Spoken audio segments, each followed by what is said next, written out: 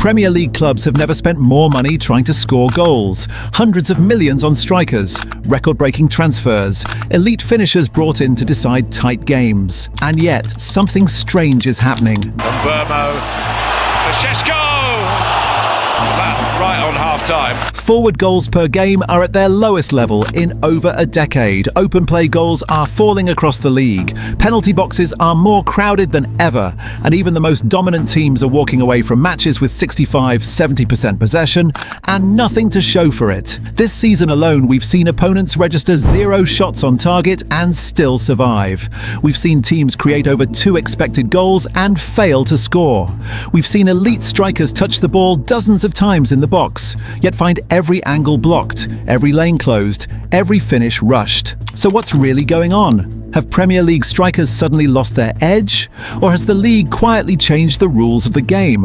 Because when defences recover shape in under 3 seconds, when nearly 10 players are packed into the box every time the ball arrives, when goals are increasingly coming from corners, second balls and rebounds instead of clean finishes, the numbers stop telling the full story. This is why modern Premier League strikers are struggling, how tactics, not talent, are shaping their output, and why judging number 9s the old way no longer works.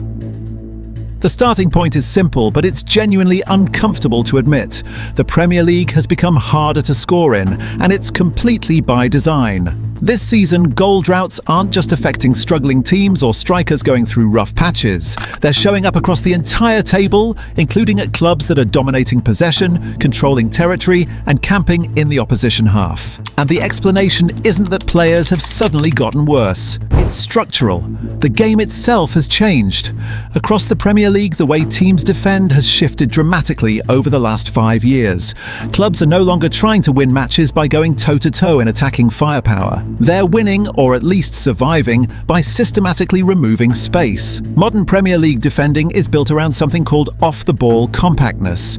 A team is considered compact when all 10 outfield players squeeze vertically into roughly 25 meters of space. What's really changed isn't just that teams are doing this, it's how insanely quickly they're achieving it. Defensive tracking data shows that since 2020/21, the average time it takes for a defense to reset into a compact block has dropped from just over 3.2 seconds down to under 2.8 seconds. That might sound marginal, almost trivial, but in elite football, it's absolutely decisive, because those fractions of a second remove transitional chaos, those messy moments where defenses are scrambling, late-arriving runs from midfield that used to cause panic, broken defensive lines that forwards could exploit. By the time the attacking team has actually secured possession and looked up, the defense is already perfectly set. Why this is killing strikers. Strikers thrive in instability.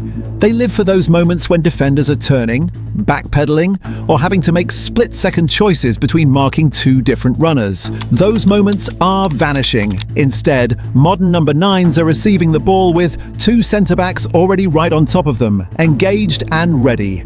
A screening midfielder sitting just behind, blocking any cutback passes. Fullbacks tucked inside rather than caught out wide. The league isn't defending deeper by accident or because teams are scared. They're defending earlier, narrower, and as a complete unit. The effect is most brutal inside the box itself. Since 2020/21, the average number of defenders inside the penalty area when a pass is played in has climbed steadily, from around 5.6 defenders per delivery up to more than 6.2. Attacking numbers have gone up too, but nowhere near the same rate. This imbalance has real consequences. Fewer genuine striker 1 versus 1 situations. Way more shots getting blocked before they even reach the goalkeeper. A sharp drop in clean, unobstructed shooting angles. In practical terms, strikers aren't suddenly missing more chances. They're just being forced to take much worse ones. Nowhere is this more obvious than in the decline of open play goals. After peaking around the 2023/24 season, open play goals per game have fallen off sharply, hitting their lowest point in 2025/26. Meanwhile, non-penalty set-piece goals have increased as a proportion of total scoring. This shift really matters because open play is traditionally where strikers build their numbers, their reputations, their value. Set pieces redistribute goals towards centre-backs winning headers, second balls in the box, and edge-of-the-box finishes. pressures. Even when teams do score, the striker is increasingly not the one finishing it off. Forward goals per game have dropped to 1.36, the lowest figure in more than a decade. For context, last season it was around 1.58. 2 seasons before that, it was close to 1.70. That's not a coincidence. That's not bad luck. It's the cumulative result of faster defensive recovery, denser penalty areas, and fewer broken, chaotic phases of play where strikers used to thrive. The key point of this entire chapter isn't that strikers have gotten worse. It's that the league has systematically closed in around them. Scoring now requires perfect timing down to the millisecond, pre-planned, rehearsed movement patterns, secondary actions and follow-ups after the initial shot gets blocked. The Premier League has become tighter, more physical, and more tactically disciplined than at any point in its modern history. Goals aren't just found anymore through individual brilliance or a lucky break. They have to be engineered, designed, built through patterns and repetition. And that's the environment every single striker is now operating in, whether they're at the top of the table or fighting relegation. If you want the simplest explanation for why Premier League strikers look worse this season, start here. They're playing in the most crowded, compact version of the league we've seen in years. The numbers quantify the shift in one brutal stat. Forward goals per game are down to 1.36, the lowest in a decade. That's down from 1.58 last season and 1.69 the season before. That drop sits alongside a league-wide fall in open play goals and a clear drift towards set pieces deciding matches. But the most important change isn't philosophical, it's physical. Detailed analysis puts a hard number on what forwards feel every single weekend. The average number of players in the box when a pass is delivered has risen from 8.3 in 2019/20 to 9.4 this season. That sounds like a small rise until you translate it into what strikers are actually dealing with. Those extra bodies completely erase shooting lanes. They turn first touches into physical collisions. They create more blocked shots than actual saves. They force attempts from worse angles later in the move under heavier pressure. On top of that, teams are getting into compact defensive shapes faster than ever. Defenses now take under 3 seconds to become compact, and that average has steadily dropped in recent campaigns. There are also fewer moments of defensive stretch, from roughly 80 per 90 minutes in 2019/20 down to about 60 per 90 in more recent seasons. So when people say strikers aren't clinical anymore, the better question is, clinical with what space and against how many bodies? This is the environment, and to really understand how it's affecting the league, you need to look at specific cases. Forwards who've either moved clubs or whose output has shifted dramatically. Not because they've suddenly forgotten how to play, but because the conditions around them have fundamentally changed. Take Liam Delap's move from Ipswich to Chelsea as the cleanest example of context shock you'll find. At Ipswich in 2024/25, he scored 12 goals in 37 league matches. And here's the telling part. Those 12 goals came from an XG of just 9.3, meaning he actually overperformed by 2.7 goals. That's the profile of a striker who thrives in specific moments. Transition breaks, runs down the channel, quick shots before a defense can fully reset. Chelsea, by contrast, are a team opponents actively plan to suffer against. Teams willingly concede possession to them, drop into their defensive structure, and wait. Delap's Chelsea League numbers show exactly what that does to a forward. 1 goal, 2.42 XG 37 touches in the opposition box in 594 minutes. Those figures point to a striker who's arriving in the right areas. 37 touches in the box isn't nothing, but he's often arriving into a packed penalty area where the chance quality is significantly worse, and the finishing window is much smaller. In simpler terms, at Ipswich he was attacking grass and space. At Chelsea he's attacking bodies and congestion. Get away from Matson, gets his cross in. It's just on by Liam Delap. He scored against Aston Villa again. Or look at Benjamin Šeško's transition from Leipzig to Manchester United. He's a striker built for exactly those moments where defenders have to run backwards, turn their hips, and make quick decisions. The Premier League has been systematically reducing those moments. At United this season, his output is modest, but the underlying shape of his performances is informative. 4 goals, 4.94, XG 58 touches in the opposition box. So he's not absent or invisible. He's involved in the right zones, but finishing is now happening at the very edge of contact, not in open lanes with room to work. For comparison, Šeško scored 13 Bundesliga goals last season for Leipzig. That league context typically offered more transitional looseness and more repeated scenarios against high defensive lines. In England, a striker's physical advantages get matched immediately. Deeper defensive lines, tighter distances between players, and constant duels with cover already behind you.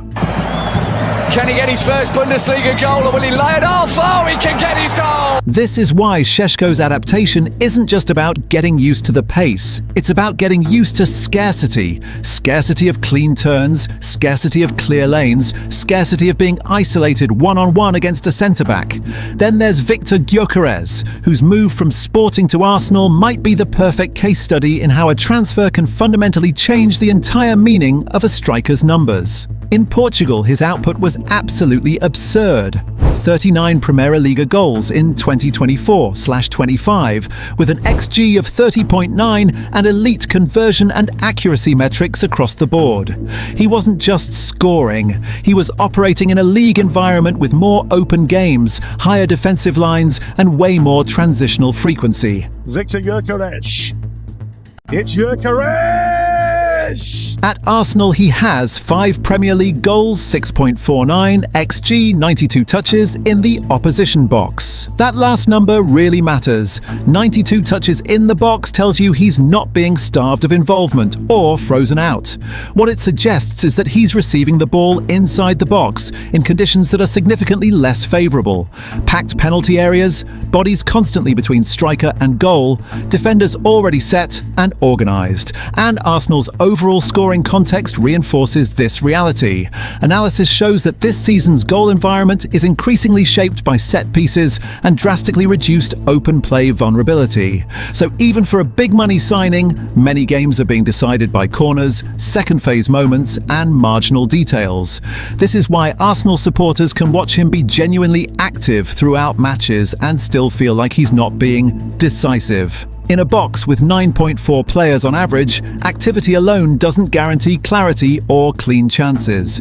And if you want proof that this trend is real and not just about individual players adjusting, look at Erling Haaland. He's the perfect control sample. If the league has genuinely become hostile to strikers, you should see evidence of it even in the absolute best one. He's still leading the Golden Boot race. 20 league goals as of late January. His underlying numbers remain massive. 20 goals, 18.65, XG, 136 touches in the opposition box. Reinders in the area, good ball, Haaland 3-0, brilliant from Haaland. So why does it still feel like he's had noticeable droughts this season? Analysis points out he's hit stretches without open play goals, with teams increasingly refusing to engage City high up the pitch and instead forcing attacks wide and into crowded areas. That's the crucial shift. The league is no longer trying to stop City by competing for the ball in open spaces. Teams are trying to stop City by controlling exactly where the ball goes. Wide areas, crowded boxes, fewer central slips and passes. Haaland's presence in this conversation tells you the league's defensive trend is completely real. If even the most consistent finisher of this era is having his open play supply systematically squeezed, the whole striker crisis label starts to collapse. Finally, consider Alexander Isak's British record £125 million move from Newcastle to Liverpool. On paper, it looked like an upgrade, better team, better service, more chances. But the environment he walked into isn't actually more chances and better service. It's often more control, more possession dominance, and more low blocks sitting deep. And low blocks absolutely shrink a striker's runway. His Premier League numbers so far at Liverpool before the injury: 2 goals, 2.0, 5 XG, 21 touches in the opposition box. Now compare that to the reputation he carried into the move: 23 league goals in 2024/25 while still at Newcastle. From McAllister, and now through for Isak. Alexander Isak! What a goal! That contrast doesn't mean Isak suddenly declined or lost his ability. It points directly to a fundamental change in game type. At Newcastle, his best stretches came when games opened up and transitions appeared regularly. At Liverpool, opponents often arrive specifically to reduce those transitions, especially when Liverpool are expected to control and dominate matches. The result is that Isak's output becomes heavily game state dependent. When the match opens up, he looks exactly like himself. When the match locks into compact, organised defending, he can look isolated, even while doing his structural job correctly. Put all the pieces together and look at the full picture. The league has more bodies in the box on average, 8.3 to 9.4. Defences become compact in under 3 seconds now. Defences are being stretched far less often, roughly 80 moments per 90, down to about 60. Forward goals per game are at a decade low of 1.36. Set pieces now account for a much larger share of total goals. 28.6% of non-penalty goals in 2025/26 come from set pieces. So the whole striker underperformance conversation often starts in completely the wrong place. It starts with finishing and clinical ability. This season, it should start with access. How often do they actually receive the ball facing goal? How often do they get a shot away without a block arriving instantly? How often do they get genuine separation before the box becomes an absolute crowd? That's what has fundamentally changed. And until you properly measure those conditions, judging a number 9 purely by raw goals alone just isn't an honest evaluation anymore. The pattern is everywhere.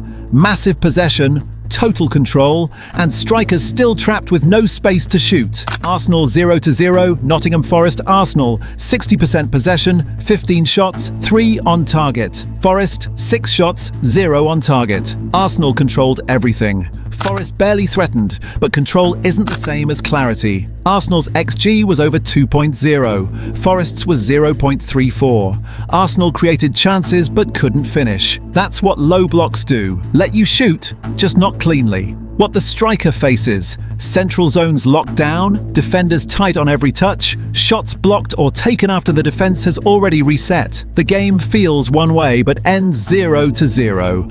Arsenal didn't lack effort. They lacked space. Manchester City, 0-0, Sunderland City, 67.7% possession, 2.24 XG, 5 big chances missed. Sunderland, 0.88 XG, City created. But those big chances came from awkward angles, under pressure, or after possession so long the defense was perfectly set. Here's the thing, City's 2.24 XG was their highest in a 0-0 draw since March 2022. Even when you win the chance creation battle, finishing is no longer guaranteed. What the striker faces: Sunderland accepts City will have the ball and eliminates the central lane. City get pushed wide. The striker receives in congested zones where clean contact is rare. Haaland can be present without ever being free. Chelsea 0-0, Crystal Palace Chelsea, 71.5% possession, 19 shots, 3 on target. Palace, 11 shots, 4 on target. If you have 71.5% of the ball and only 3 shots on target,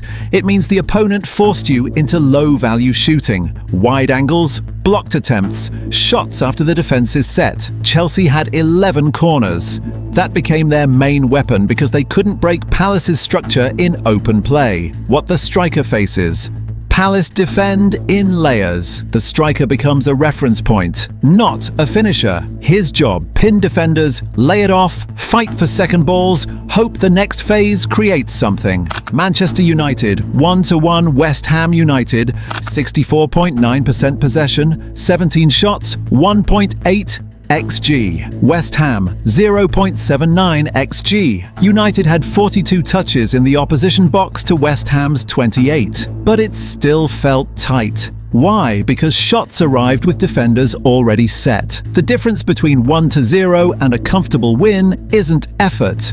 It's getting one clean moment the defense actually allows. The pattern across all 4 matches. Arsenal 60% possession, 15 shots 0-0. City 67.7% possession, 2.24 XG 0-0. Chelsea 71.5% possession, 19 shots 0-0.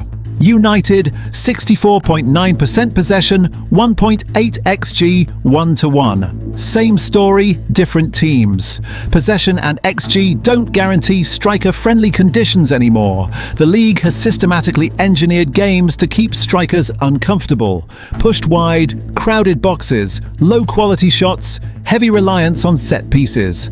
This isn't about individual finishing, it's about how the entire league now defends.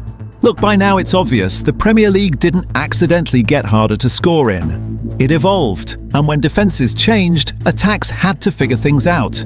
The teams still scoring aren't just telling their strikers to finish better. They're changing how chances happen in the first place. Central shots are disappearing, cutbacks are everywhere. Here's what's happening. Fewer shots straight through the middle, more goals from pullbacks and low crosses along the goal line. Why? Because a low block protects the centre first. Shooting through a wall of bodies rarely works. But if you drag defenders toward their own goal line, you create little pockets of space. Arsenal and City do this constantly now. The striker's job isn't always to shoot, it's to pin the centre-back so someone else can finish. That's why you're seeing more goals from midfielders arriving late and fewer classic striker goals where they just turn and bang it in. Rotations beat runs. The old move was simple. Striker runs in behind, defender chases. But that only works when the defense is high up the pitch. Against a low block, the best teams now do something different. They rotate. The striker drops deep. A winger cuts inside. The fullback overlaps. A midfielder attacks the space that just opened up. It's designed to exhaust defenders mentally, make them think too much, move too much, until something breaks. And yeah, this means your striker might look busy without scoring, because sometimes his job is just to make space for everyone else. Set pieces aren't a bonus anymore. They're essential. This might be the biggest shift. Dead balls now account for over a quarter of all Premier League goals. That's not luck. That's deliberate. When a team won't open up in regular play, corners force them to defend facing their own goal. Blocking schemes create separation. Second balls create chaos. And top teams are fine winning 1-0 from a corner now. It's not boring. It's smart. Pressure wins games. Not one perfect chance. Matches aren't decided by that one massive opening anymore. They're decided by relentless pressure that slowly cracks the structure. That's why possession recycling matters. Why rest defense matters. Why keeping opponents pinned in their own half until something finally gives matters. And for strikers, that means win duels, fight for second balls, occupy defenders, enable another attack. It's hard work. It doesn't show up on Twitter highlight clips. The striker's job has completely changed. Put it all together and you realize what makes a good Premier League striker now is totally different. It's not just touches, shots, goals anymore. It's timing, physical resilience, link-up play under pressure, movement that helps your teammates, making the most of fewer clean chances. That's why goal tallies have dropped, and why judging strikers by old standards misses the point entirely. So when someone says Premier League strikers are struggling, here's the real question. Struggling compared to what? An era when defenses played high lines and left space everywhere. Yeah, obviously. But in today's Premier League, where every team sits compact, boxes are crowded, and nothing is given away, scoring is a team problem, not just a striker problem. Space is scarce. Chances are built, not gifted, and the best strikers aren't failing. They're adapting, just in ways that don't always show up in the stats. Because in this league, goals don't come from freedom anymore. They come from precision, patience, and knowing exactly what you're trying to do. Once you understand that, everything about modern strikers makes sense.